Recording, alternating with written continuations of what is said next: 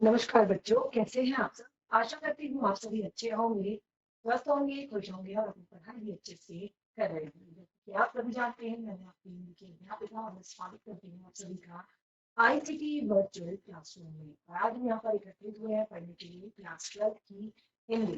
Class 12 की हिंदी में हम यहाँ पर पढ़ रहे हैं अपनी आरोह पाठ्य पुस्तिका भाग 2 का चैप्टर पठन।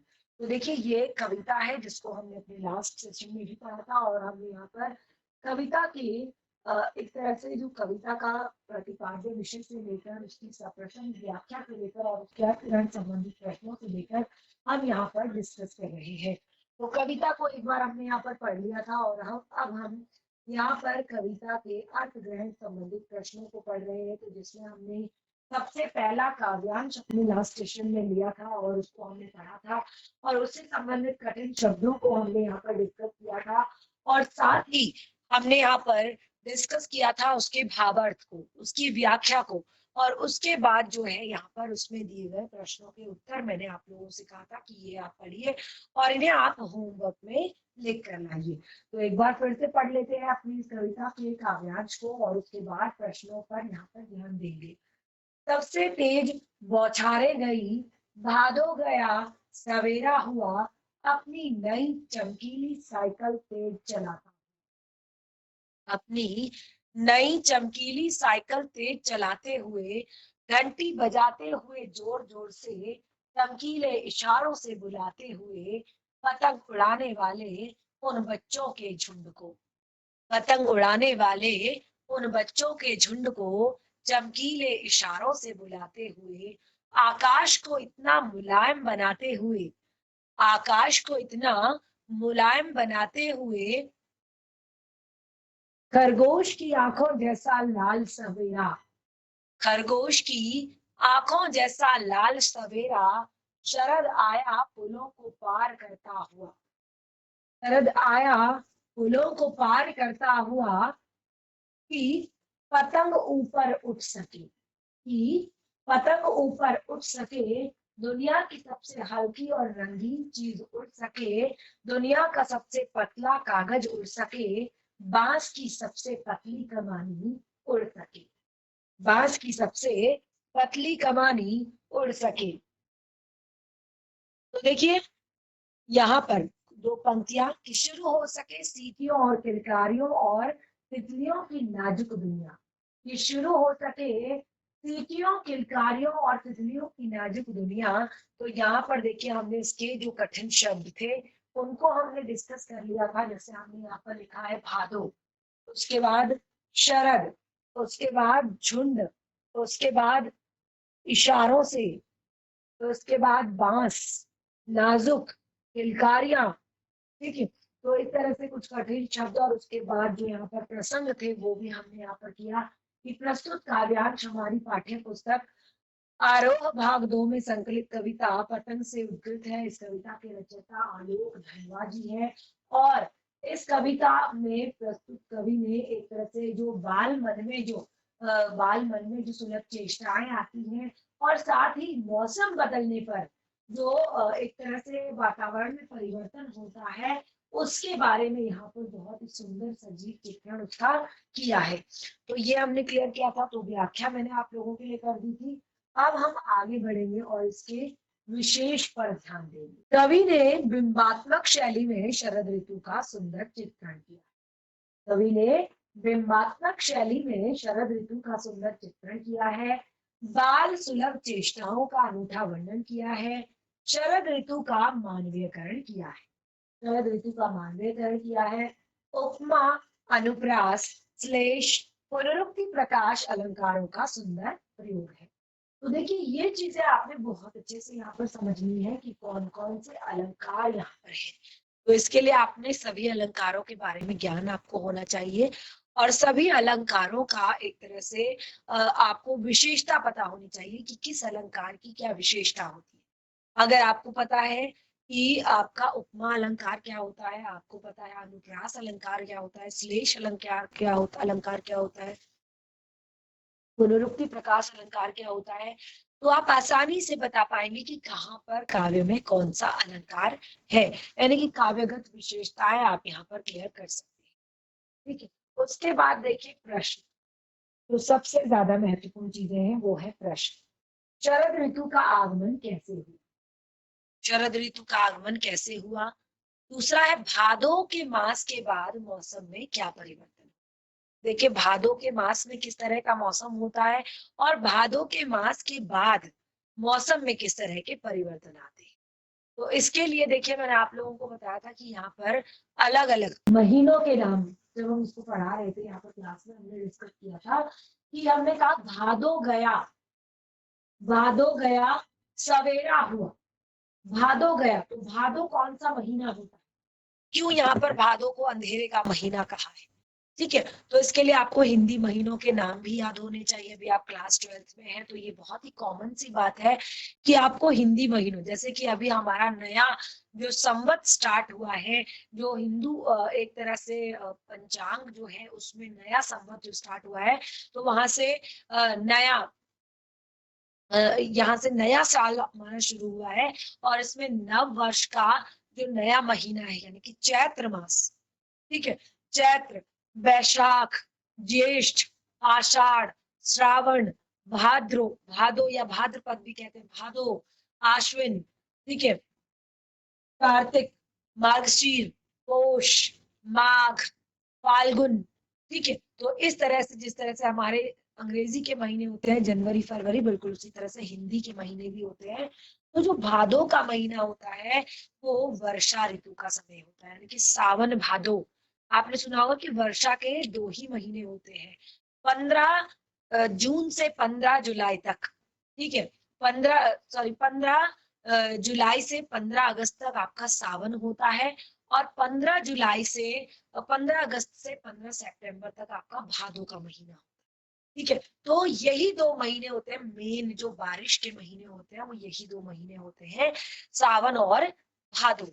तो भादो जो है वो एंड होता है, यानी कि जब 15 सितंबर तक या सितंबर के अंत तक तो लगभग बारिश बंद धीरे धीरे होने लगती है और एक तरह से धीरे धीरे एक ऐसा मौसम आ जाता है कि जब गर्मी कम पड़ती है, यानी कि अक्टूबर और नवंबर ये 2 महीने इस तरह के होते हैं कि यहाँ पर ना तो बहुत ज्यादा गर्मी होती है और ना ही बहुत ज्यादा ठंड होती है, बहुत ही सुंदर सा मौसम होता है, बहुत ही एक तरह से पूरा आसमान जो है वो उजला उजला प्यारा और सुंदर दिखाई पड़ता है।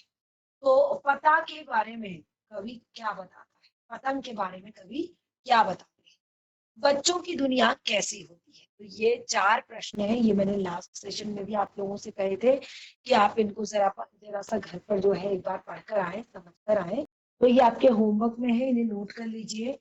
हम बढ़ते हैं आगे अपने अगले काव्यांश की तरफ। जन्म से ही वो अपने साथ लाते हैं कपास, जन्म से ही वो अपने साथ लाते हैं कपास, पृथ्वी घूमती हुई आती है उनके बेचैन पैरों के पास, पृथ्वी घूमती हुई आती है उनके बेचैन पैरों के पास, जब वे दौड़ते हैं बेसुध, जब वे दौड़ते हैं बेसुध, छतों को नरम बनाते हुए, दिशाओं को मृदंग की तरह बजाते हैं, छतों को भी नरम बनाते हुए, दिशाओं को मृदंग की तरह बजाते हुए, जब वह पैंग भरते हुए चले आते हैं, जब वे पैंग भरते हुए चले आते हैं, डाल की तरह लचीले वेग से अक्सर, जब वे पैंग भरते हुए चले आते हैं, डाल की तरह लचीले वेग से अक्सर,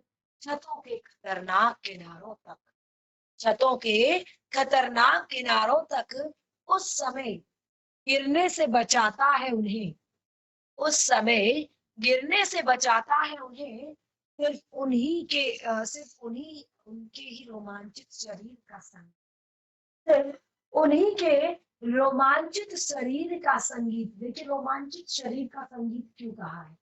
क्योंकि उस टाइम पे वो बहुत ज्यादा एक्साइटेड होते हैं, बहुत ज्यादा उत्साहित होते हैं, बहुत ज्यादा रोमांचित होते हैं। तो वो जो उनके शरीर का संगीत होता है, यानी कि एक पूरा शरीर जो है गुंजायमान होता है, पूरा शरीर जो है एक्साइटेड होता है, उत्साहित होता है, तो वही कभी वो आगे जा रहे होते हैं, कभी वो पीछे आ रहे होते हैं, कभी वो दौड़ लगा रहे होते हैं, कभी वो ढील दे रहे होते हैं, वो कभी कस रहे होते हैं।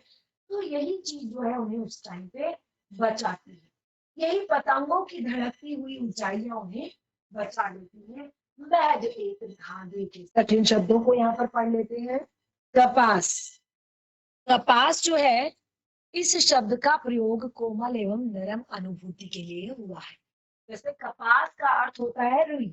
ठीक है, रुई मैंने आपको दिखाया भी था किस तरह से कपास का पौधा होता है, कैसा उसका फूल होता है, कैसे उस पर कॉटन रुई यानी कि कपास लगी हुई होती है। तो यहाँ पर जो है उसको इस शब्द का प्रयोग कोमल और नरम किया जाता है। कोमल और नरम जो है ये क्या, ये छतों को, ठीक है, बिल्कुल कोमल और नरम बनाता हुआ, जिनमें बिल्कुल आसानी से बच्चे चल लेते हैं, दौड़ लेते हैं, कोई भी दिक्कत, कोई भी परेशानी उन्हें नहीं होती। बेसुध, मस्त। मृदंग यानी कि ढोल जैसा एक वाद्य यंत्र। मृदंग क्या होता है, ढोल की तरह ही होता है एक वाद्य यंत्र। योग, पैंग भरना यानी झूला झूलना। डाल यानी शाखा। लचीला वेग यानी कि लचीली गति। अक्सर यानी प्रायः। रोमांचित अर्थात पुलकित। महज यानी कि केवल या सिर्फ। महज यानी कि केवल या सिर्फ। तो प्रसंग में क्या लिखेंगे, प्रस्तुत काव्यांश हमारी पाठ्य पुस्तक आरोह भाग 2 में संकलित। प्रस्तुत काव्यांश हमारी पाठ्य पुस्तक आरोह भाग 2 में संकलित कविता पतंग से उद्धृत है। इस कविता के रचयिता आलोक धनवा जी है। कविता के रचयिता क्या है, आलोक धनवा जी है।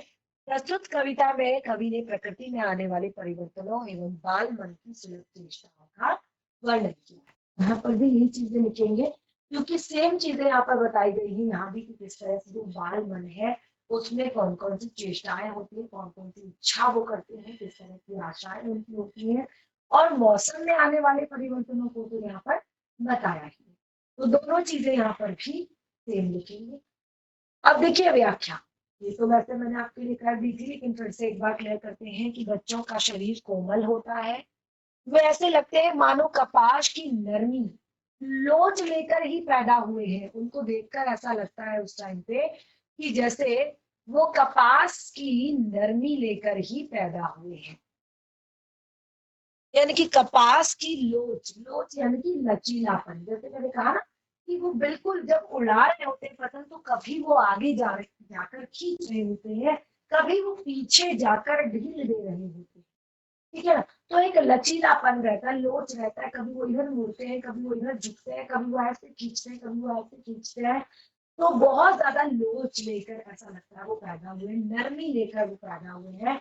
और ऐसा लगता है कि ये धरती भी लालायित रहती है, कि धरती भी बहुत ज्यादा एक्साइटेड रहती है। ऐसा लगता है कि बच्चों के लिए तो ये धरती भी बहुत ही ज्यादा उत्साहित रहती है, लालायित रहती है, बेचैन रहती है, उनके पैरों के पास आ जाती है, यानी कि उनको गिरने से बचाती है कि वो किसी तरह से गिर ना जाए। और जब वे मस्त होकर दौड़ते हैं, जब वे मस्त होकर दौड़ते हैं, दौड़ते समय उन्हें मकान की छतें भी कठोर नहीं लगती। दौड़ते समय उन्हें मकान की छतें भी कठोर नहीं लगती। उनके पैरों से छतें भी नरम हो जाती हैं। उनके पैरों से छतें भी नरम हो जाती हैं। उनकी पदचापों से सारी दिशाओं में मृदंग जैसा मीठा स्वर उत्पन्न हो जाता है।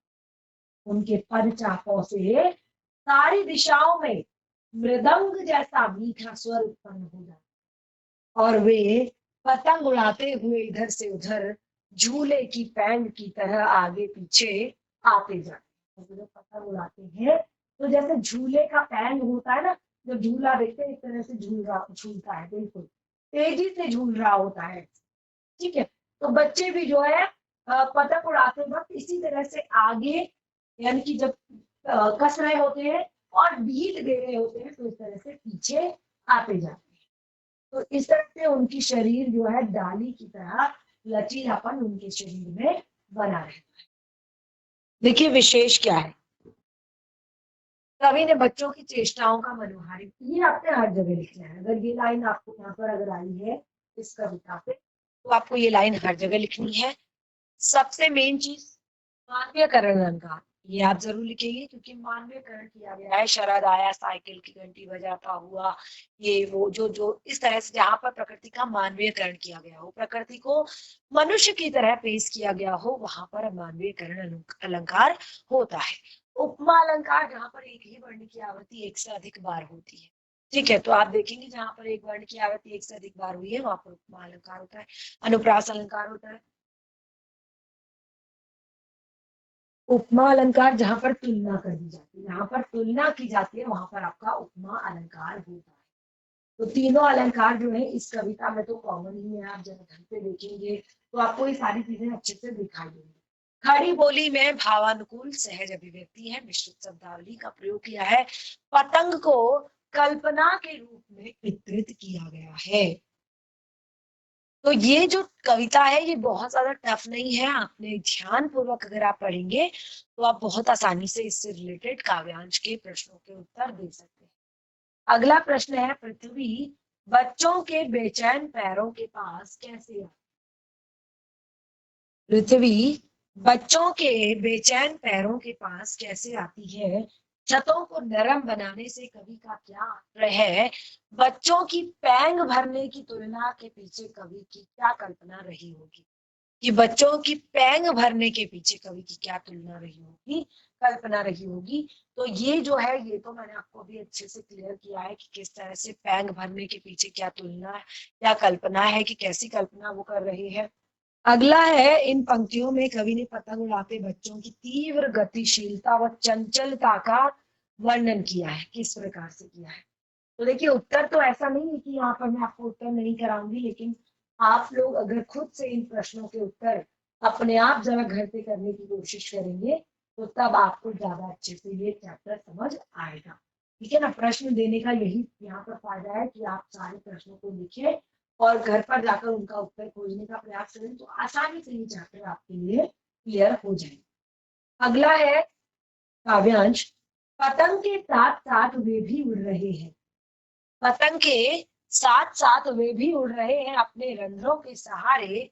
अगर वे कभी गिरते हैं, अगर वे कभी गिरते हैं छतों की खतरनाक किनारों से, अगर वो कभी गिरते हैं छतों की खतरनाक किनारों से और बच जाते हैं तब तो, और बच जाते हैं तब तो और भी निडर होकर, और भी निडर होकर सुनहले सूरज के सामने आते हैं, और भी निडर होकर सुनहरे सूरज के सामने आते हैं।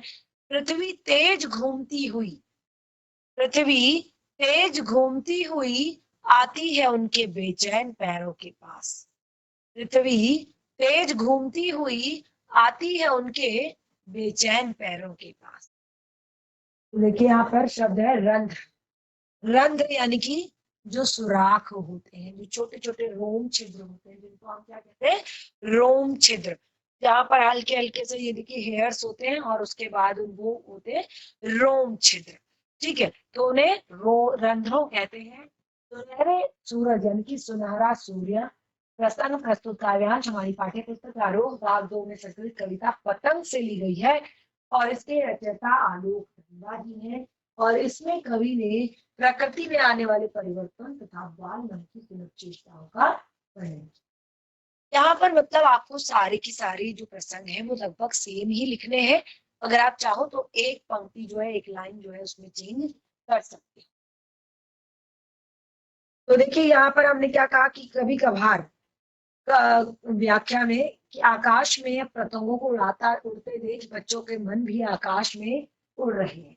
कि आकाश में जब बच्चे पतंग उड़ा रहे हैं तो उस टाइम पे उनके मन भी आकाश में उड़ रहे हैं। उनके शरीर के रोए भी संगीत उत्पन्न कर रहे हैं, उनके शरीर के जो रोम छिद्र है वह भी संगीत उत्पन्न कर रहे हैं तथा वे भी उनके सहारे आकाश में उड़ रहे हैं।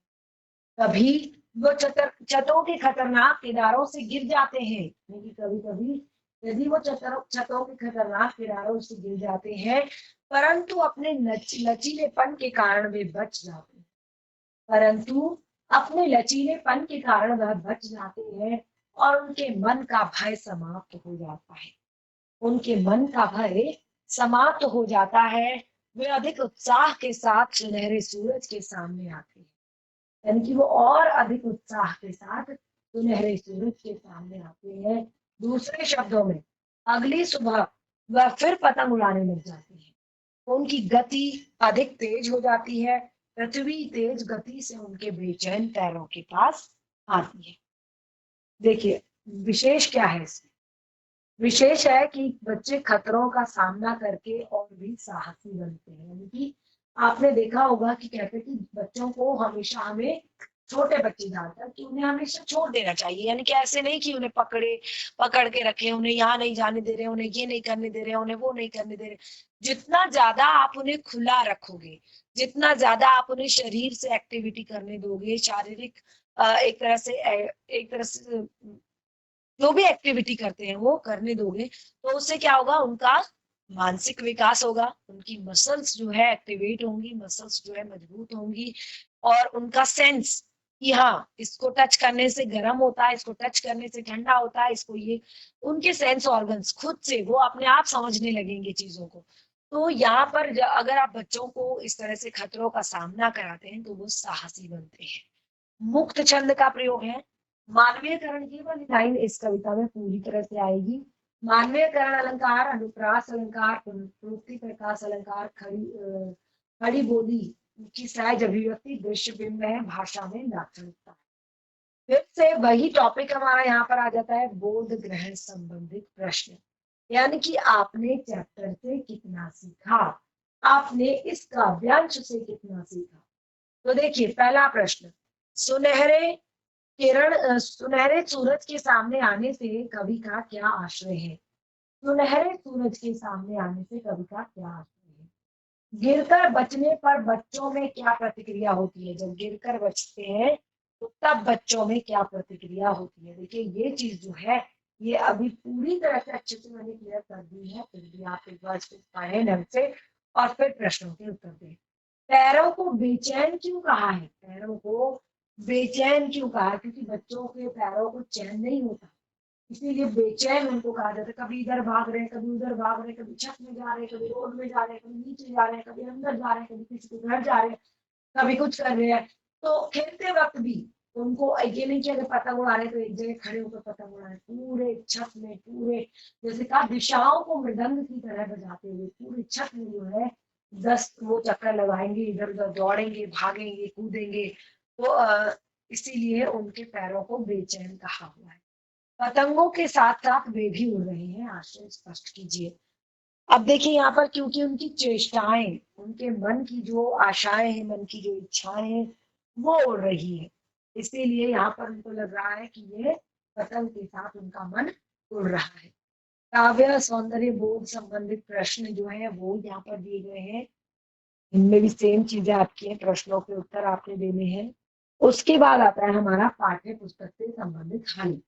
यानी कि अब हम चैप्टर से रिलेटेड जो प्रश्न है, यानी कि काव्यांशों से रिलेटेड जो प्रश्न है वो तो हमने कर लिए। अब आते हैं हमारे पाठ्य पुस्तक से संबंधित हल। और इसके बाद जो है मैं आपको दोनों ही चैप्टर, यानी कि 2 चैप्टर जो हमने अभी तक करा लिए हैं, आत्म परिचय और आपका पतंग, इन दोनों चैप्टर से रिलेटेड जितने भी महत्वपूर्ण प्रश्न हैं उनको यहाँ पर एक बार हम डिस्कस करेंगे। आपके सामने दोनों ही प्रश्न में लेकर आऊंगी, तो उनको अच्छे से पढ़ें और समझें कविता के साथ, यानी कि पाठ्य पुस्तिका से हल। सबसे तेज बौछारें गई, भादो गया के बाद प्रकृति में जो परिवर्तन दिखा है का वर्णन अपने शब्दों में। यानी कि जब सबसे तेज बौछार चली जाती है, बौछारें जो है जब चली जाती है, भादो गया, भादो के का महीना चला जाता है, तो उसके बाद किस तरह से कवि ने यहाँ पर प्रकृति में परिवर्तन हुए उनके बारे में बताया है। अगला प्रश्न है, सबसे तेज बौछारों के साथ भावों के बीत जाने के बाद भी प्राकृतिक दृश्यों का चित्रण पतंग कविता के आधार पर कीजिए। ये प्रश्न बहुत ही ज्यादा सुंदर है, बहुत ही ज्यादा इंटरेस्टिंग है कि सबसे तेज बौछारों के साथ, जो सबसे तेज बौछारों के साथ जब भादो बीत जाता है तो उसके बाद प्राकृतिक दृश्यों, यानी कि प्रकृति के दृश्यों में किस तरह का जो है चित्र होता है, किस तरह का दर्शन होता है, उसको आपने लिखना है। तो जब बारिश बीत जाती है, ये आपने ध्यान दिया होगा, जब बारिश बीत जाती है तो चारों तरफ का वातावरण बहुत ही सुंदर हो जाता है, साफ सुथरा, क्लीन, नीट। जितनी भी धूल जमी हुई होती है, जितने भी पेड़ पौधे पत्ते गिरे हुए होते हैं, वो सब बिल्कुल बिल्कुल साफ और क्लियर हो जाते हैं। तो ये आपने अपने शब्दों में लिखना है कि आपको किस तरह का लगता है ये दृश्य, किस तरह से आप इस दृश्य को देखते हैं, कैसा आपको ये दृश्य प्रतीत। देखिए कई बार बच्चे यहाँ पर कहेंगे कि बहुत सारा पानी हो जाता है, कीचड़ हो जाता है, गंदगी हो जाती है, ठीक है। तो ये भी एक दृश्य है, लेकिन मौसम किस तरह से सुहावना बन जाता है, सुंदर हो जाता है, वो भी एक दृश्य है, उसको आप यहाँ पर लिखें। जैसे यहाँ पर देखिए पॉइंट वाइज लिखा है कि सवेरा जो है वो सूरज की आंखों की तरह लाल दिखाई देने लगता है। शरद ऋतु के आगमन से उस उमस समाप्त हो जाती है और ऐसा लगता है कि शरद ऋतु अपनी साइकिल चलाता हुआ तेजी से आगे आ रहा है। वातावरण काफी साफ और धुला धुला प्रतीत होता है। धूप काफी सुंदर साफ चमकीली सी दिखाई देती है। फूलों पर तितलियां मंडराती हुई दिखाई देती। ये तो काफी सारी चीजें मैंने आपको बता दी। इसके अलावा यदि आपको लगता है कि कुछ पॉइंट्स हैं तो आप उनको यहाँ पर लिख सकते, डिस्कस किया। अगला प्रश्न है, सोचकर बताएं कि पतंग के लिए सबसे हल्की रंगीन चीज, पतंग के लिए सबसे हल्की रंगीन चीज, पतला कागज, पतली कमानी जैसे विशेषणों का प्रयोग क्यों किया है।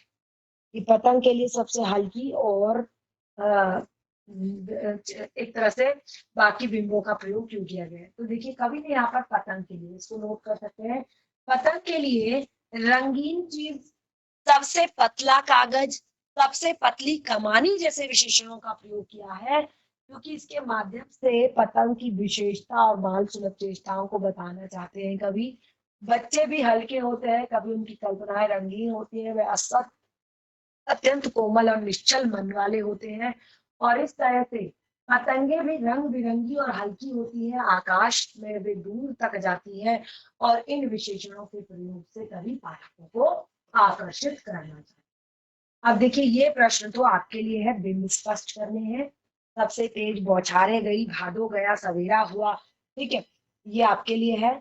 और उसके बाद जैसे देखिए अलग अलग बिंब बताए गए, तेज बौछारें गतिशील दृश्य बिंब, सवेरा हुआ स्थिर दृश्य बिंब, खरगोश की आंखों जैसा लाल सवेरा स्थिर दृश्य बिंब, फूलों को पार करता हुआ गतिशील दृश्य बिंब, ठीक है। तो इनको आप जरूर एक बार लिख लें, ठीक है, ये जरूर नोट डाउन कर लें आप एक बार। उसके बाद देखिए अगला प्रश्न है, जन्म से ही वे लाते हैं अपने साथ कपास, कपास के बारे में सोचें कि कपास से बच्चों का क्या संबंध बन सकता है, ठीक है ना। तो बहुत ही ज्यादा इजी है, आगे के प्रश्न बहुत ज्यादा छोटे छोटे हैं। तो ये सारे प्रश्न आज आपके लिए होमवर्क है। और सबसे पहले तो आपने मुझे जो काव्य खंडों से रिलेटेड, यानी कि अलग अलग काव्य खंडों खंडों से संबंधित जो अलग अलग तरह के बोध ग्रहण संबंधित प्रश्न मैंने आपको बताए हैं, उनको जरा हल करने का प्रयास करें। उसके बाद पाठ्य पुस्तिका से संबंधित हल अपनी कॉपी में करें। कोई भी डाउट होता है तो उसे नेक्स्ट सेशन में जरूर क्लियर करें। हम मिलेंगे अपने नेक्स्ट सेशन में, तब तक के लिए धन्यवाद। आपका दिन शुभ हो।